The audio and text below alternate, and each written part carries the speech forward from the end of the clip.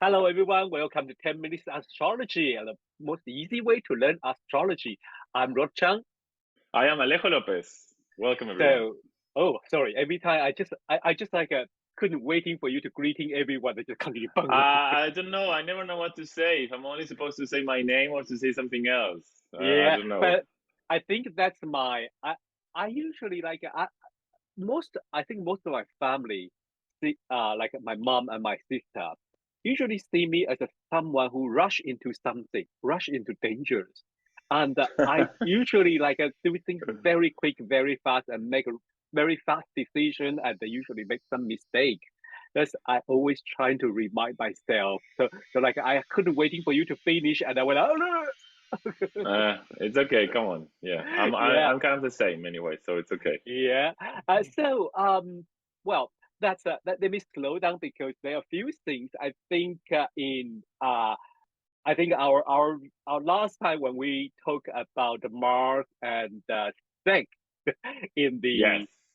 the in the Astro Night Live was like super popular. That video just like a bang, but it also caused some interesting problem because we never realized that video could be age restricted.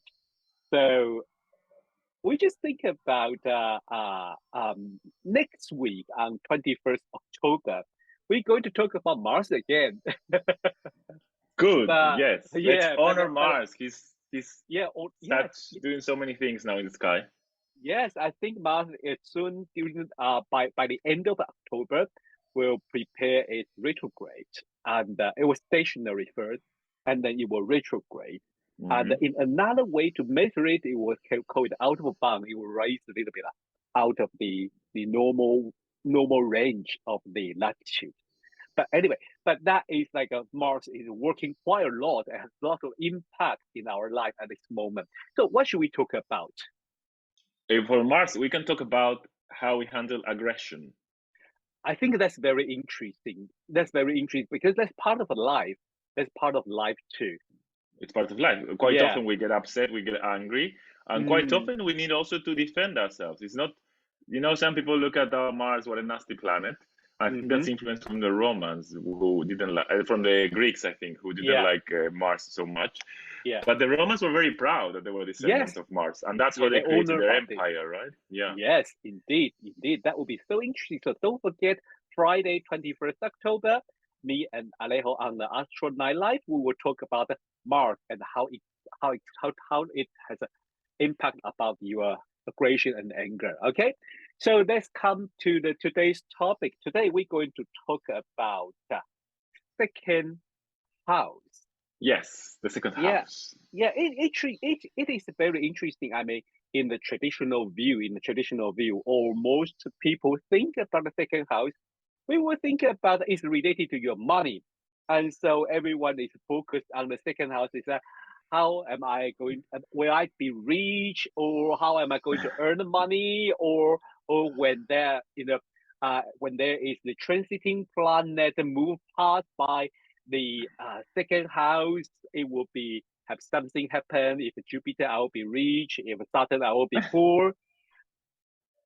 It's not totally that simple. And trust me, I know the people who think about Saturn is not good for money. To be honest, I have my personal experience. Yes or no, because I buy my first house. I save enough money to buy my first house when transiting Saturn go to my second house. Ah, very cool, very interesting. Yeah, Yes. so it's not poor, okay? Thinking, use your creativity to use another way. But how about in psychological astrology? How Yeah. this second house has anything else to do apart from So, money? yeah. No, I mean, first of all, in relation to money, I think it might not necessarily be whether you are poor or rich, but how you feel. So I know Mm-hmm, many people, not many people, but I know some people who actually have a lot of money. They come from mm-hmm, wealthy families, but they mm-hmm. constantly feel they don't have enough money. So Okay. they feel a restriction. So maybe they have Saturn in the second. So maybe there is a sense of restriction or limitation, but it's like It's not objective. It's a perception of reality. And maybe you have Jupiter in the second and you don't have much money, but you feel life is abundant and you don't need much. So I think also I would say, okay, let's see what is the subjective experience of this placement and not so much try to describe it outside. And then, as you said, with this Saturn transit in the second house, there might be a sense of restriction. You had to spend all of the money in the house. Maybe you could realize you could not buy certain houses. You could only buy these kind of houses, and you have to see what you're able to do. So I think there is a sense of feeling a kind of restriction, but then there's also perhaps a sense of commitment and building something which comes with Saturn. So it's not all gloomy. Saturn is not all gloomy. Yes. So it's about the money and how we feel about the money. But I would say, also quite interesting. I think it was last month when our friend Liam McCarthy gave a talk about the physical body and exercise, and she talked about the Mars, a storage house. Is our storage, a storage of nutrition, storage of energy. So this is a pretty interesting, but also could be, storage of our skill, our resource. Yeah, so, and I would say the body is your primary resource. It's like the one resource that hopefully nobody will ever take away from you. So it's like a very prime resource that you have. And then also we could open it up, expand it more. You could think about what other resources do you have. So if you have Neptune in there, maybe your intuition is a resource that you can use. Interesting. So I think this, if I stretch a little bit, I don't think it's the right way. It's about if we link the things we just talked about, your resource, the planet you have in the second house is your part of your resource, but also is that kind of a resource you can take it, you can use it to earn money or to earn your daily life, to earn your bread, just to exchange your food, and that make money making. Again, it's quite interesting to relate it to these two things.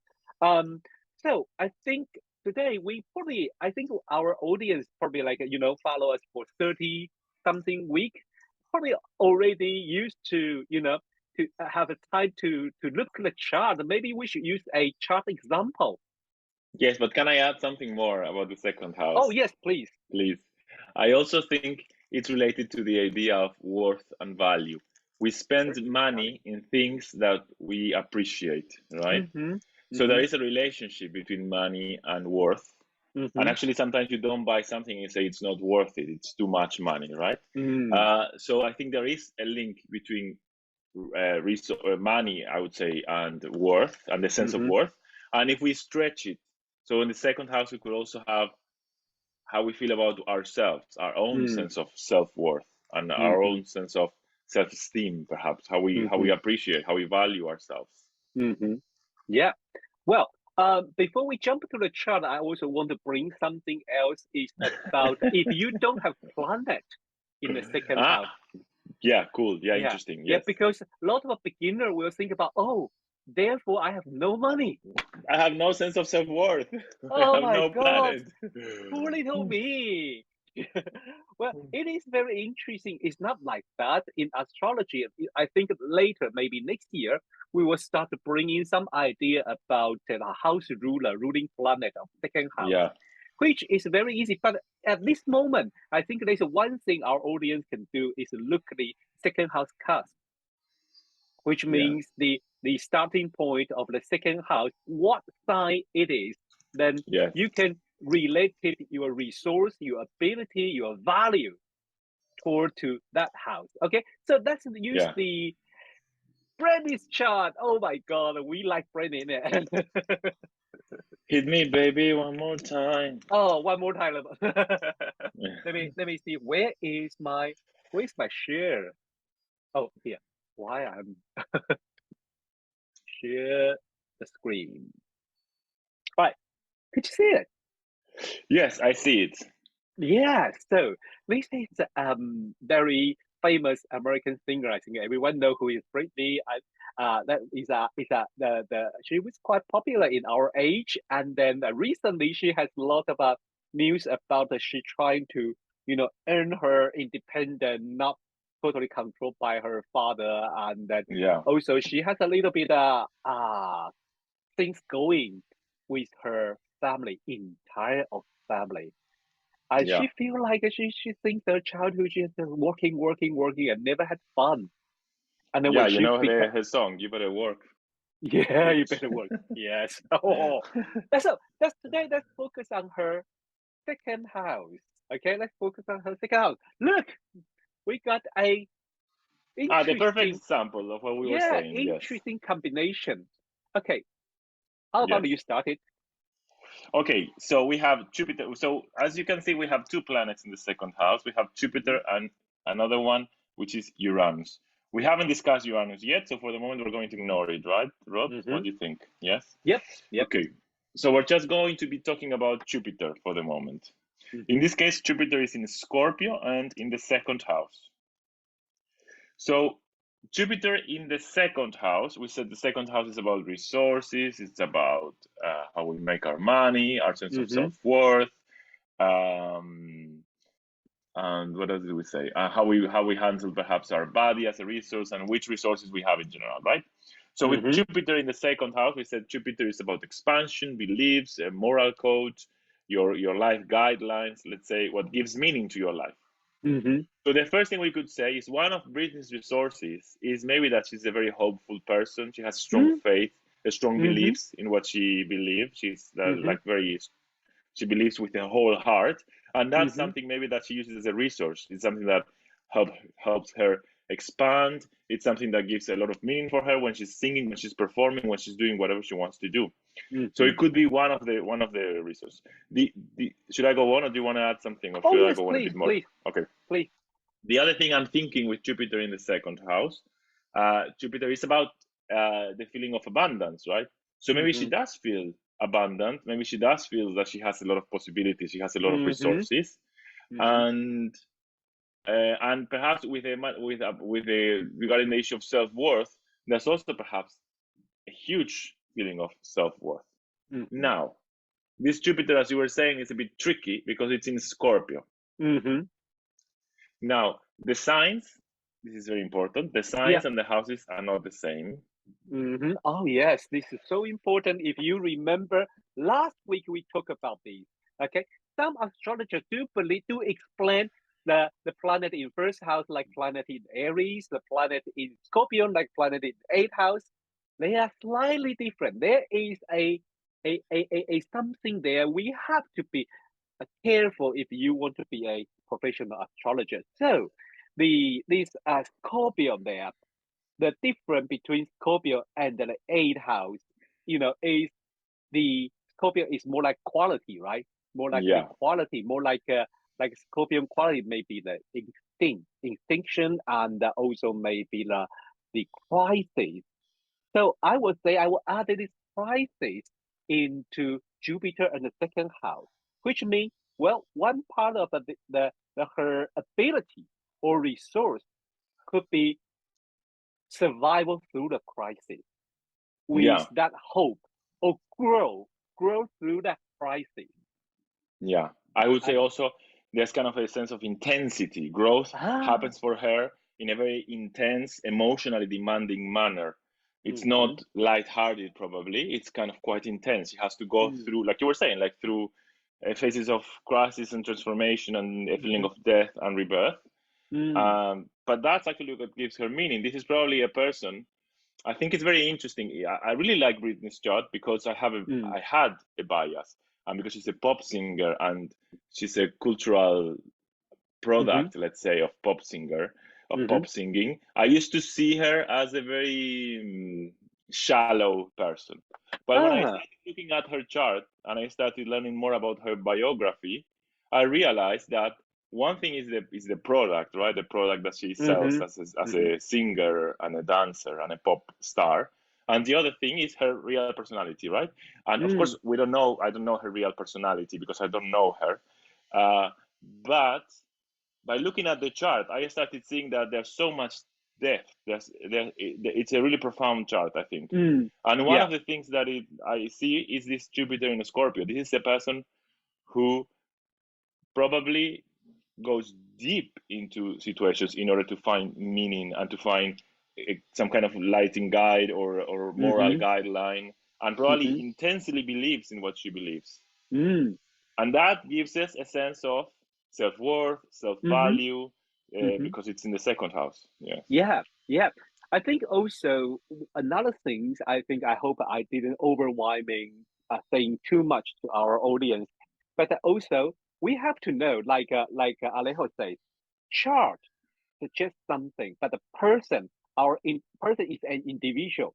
They have their background, they have their cultural background, they have how they grow up, they have their mindset. They will express their chart in many different ways. Suppose this is not a Britney, this is another identical chart for another person who is grow up in a family who maybe father and the mother are working in a bank or business. Then maybe he learned how to manage a business in a crisis. Maybe he is that type of shark, who can earn money or lose a lot of money in the huge risk. So it's very different. So if I don't know this is brand chart, I can say that way too. But also there is a lot of potential. We have to focus on it. So this is how we learn, how we interpret the second house. Is about most people think about money, but Alejo told us today it's about the resource, it's about the ability, it's about the way we self-esteem. That's also quite important, and how we value things. So what should we do with the exercise? So since we did Jupiter in the second, I would say for next week, I would ask everybody to, if you want to practice, to reflect. First of all, if you have a planet in your second house, maybe you can reflect on that, right? Yep. But then also, if you want to practice something extra, you can think of Saturn. Saturn is kind of the opposing principle of Jupiter. So you can think of Saturn in the second house. And I think we gave you a few clues at the beginning of the podcast. But try to connect it with all of this, with self-esteem, which resource, instead of just thinking, oh, Saturn is limiting resources. Which resource is Saturn providing this person? All of the planets, so important. They all give us a gift. They always give us a gift. So what is the gift that Saturn is giving in the second house? And then, the self-worth, the resources. What else do we say? How we handle money, how we make money, all of that, thinking about Saturn. Yes, that is so important. Well, I think that's quite kind of enough for today, because we learned quite a lot. The most important is go to practice. So if you like our video today, please like and subscribe and share it. And if you have any question or feedback, please send us email at aoa@inquiry@gmail.com. And also, if you want to follow Alejo, Alejo, you want to say something otherwise? Yes, I want to say something. Also, if you want to have a consultation with any of us, we're both open to consultations. So we don't only teach, we also do consultations. So if you're interested in having a consultation, you can also reach one of us to do it. Yeah, sure. And so you can find Alejo on the Instagram at my Instagram is Liminal Cosmos, and my webpage is also liminalcosmos.com. liminalcosmos.com. And you can find me on the AOA/UK/ROD, or you can send me the email to the AOA@inquiry@gmail.com. Okay, and so next week we'll continue talking about the house. So we will come to the third house. Okay, so see you next week. Bye. Bye-bye.